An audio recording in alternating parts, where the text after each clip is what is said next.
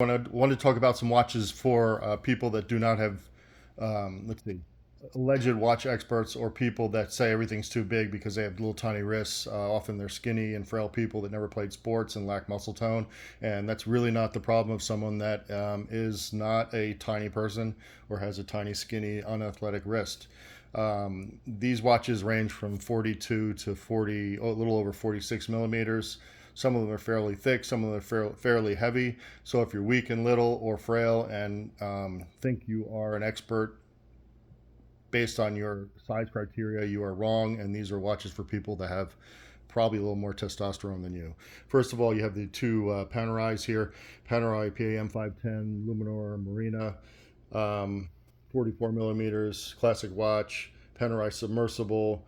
I think it's a 00305 at, I believe this is at 46, no, 47 millimeters.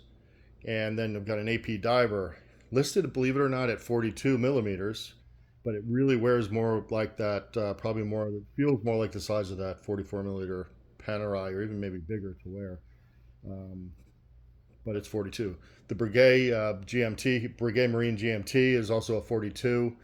Way too big for a tiny unathletic wrist. They would definitely be terrified, even though it is, frankly, in my experience, extremely comfortable. And you forget you have it on. It feels like you're wearing a Submariner or what have you. But I'm sure that's too big too.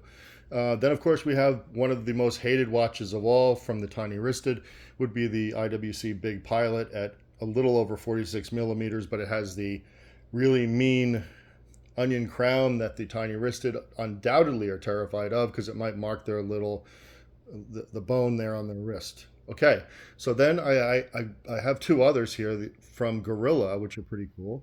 The first one has a Wandering Hours complication. I believe that comes in at 43 millimeters, and if I'm not mistaken, this Gorilla comes in at 45, 44 or 45. All these are really awesome watches for people that like a watch that has some size and girth and weight to it. And I'm telling you, don't get fooled by this silly stuff you see on YouTube constantly.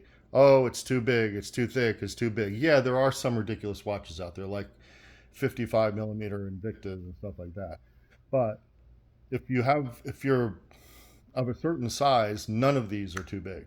So just be careful of that silliness that you hear constantly where almost like they almost whine that anything over 38 millimeters,